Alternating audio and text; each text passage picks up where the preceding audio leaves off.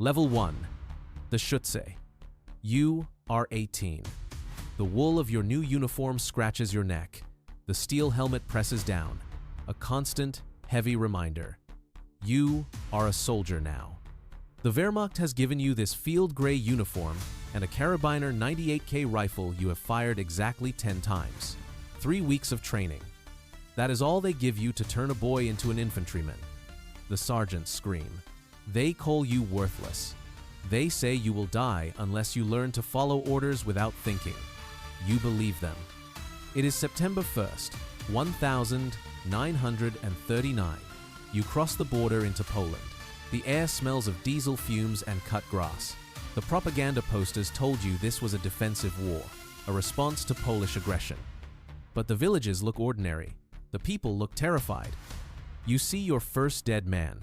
A Polish soldier, not much older than you. His uniform is unfamiliar, but his face is just a face. You expected to feel something. You feel nothing. The smell of cordite hangs in the air. It is a smell you will come to know better than your own. Poland falls in 27 days. The victory is swift, total. You march in a parade through Warsaw. You feel invincible. You are part of the greatest army in the world. You write a letter home. Don't worry about me. We are winning. Level 2. The Gefreiter. You are 19. It is May 1940. You are in France. The advance is a blur of motion. The Jericho trumpet sirens on the Stuka dive bombers scream as they fall from the sky. Panzer tanks churn the earth. This is the Blitzkrieg.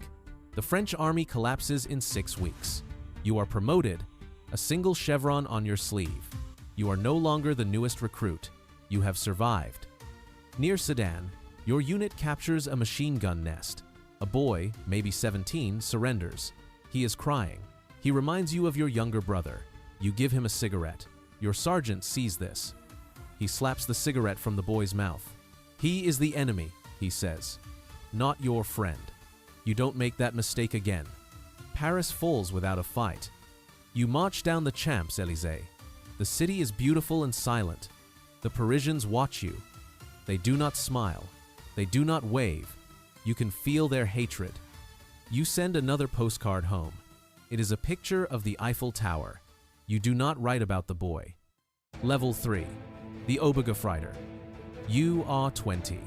It is June 1941. The invasion of the Soviet Union. Operation Barbarossa. The front is 1,000 miles long. 1,000,000 men advance. The distances are endless. The resistance is savage. For every Soviet soldier you kill, 2 more seem to rise from the earth. The propaganda called them subhuman.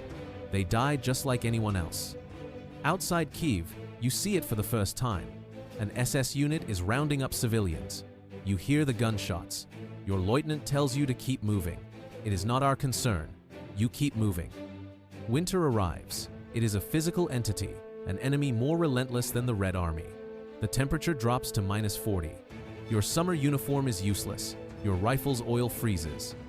Your fingers turn black with frostbite. The bread is frozen solid. You gnaw on it like an animal. The army did not plan for this. You were supposed to be in Moscow by October. You are hundreds of miles away, freezing to death in a shallow trench.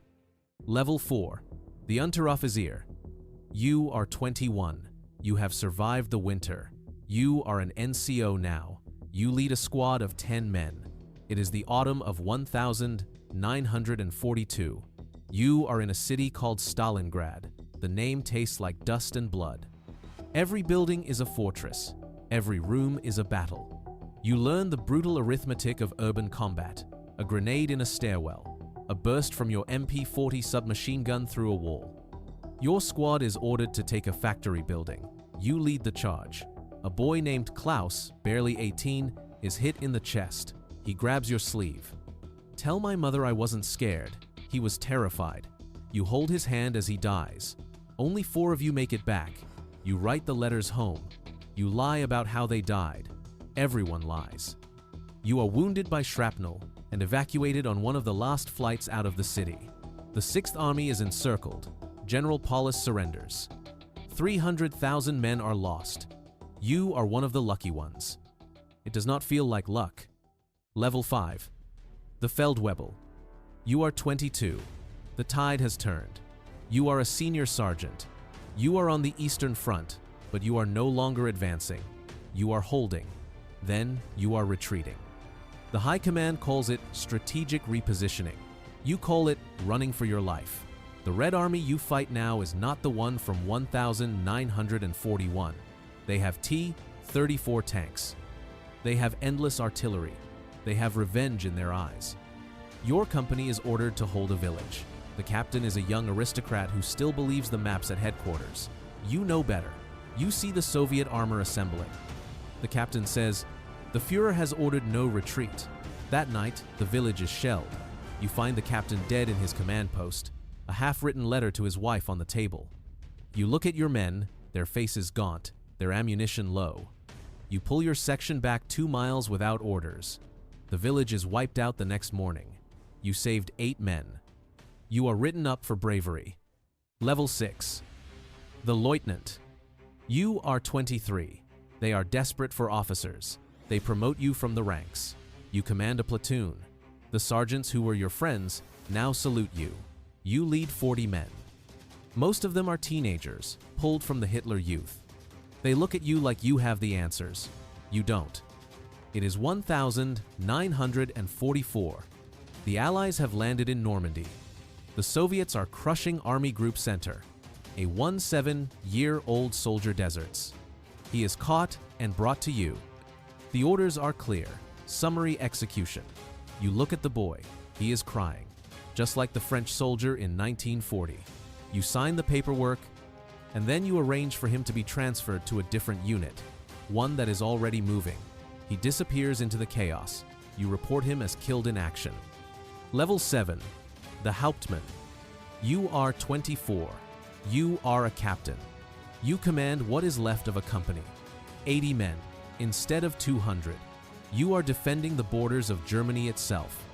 The boys you command are joined by old men, the Volkssturm, armed with single-shot Panzerfausts and a lifetime of bitterness.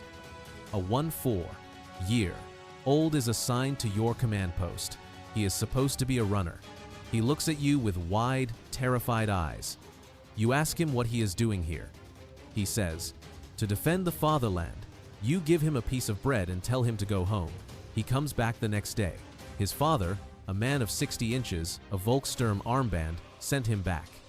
"We all have our duty," the old man says. You receive the order. Fight to the last man and the last bullet. You read it to your men. Then you burn it. You begin planning your surrender. Level 8. The Major. It is April 1945. You are a major, promoted on a piece of paper that no longer means anything. You are in Berlin. The city is a nightmare. The constant scream of Katyusha rockets. The rumble of artillery that never stops. The smell of gas leaks and decay. Russian voices echo down empty streets. SS fanatics are hanging anyone in a uniform who is not fighting.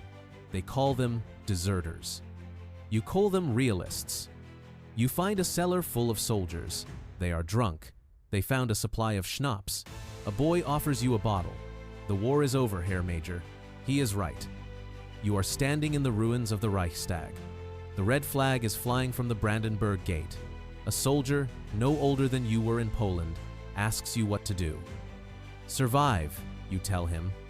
That is all that is left. On May 8th, the war in Europe ends. You are 24 years old. You have been a soldier for 6 years. The boy who put on a scratching wool uniform in 1939 is a ghost. You walk out of the rubble of Berlin, your hands in the air, a stranger to yourself. The war is over. The silence is deafening.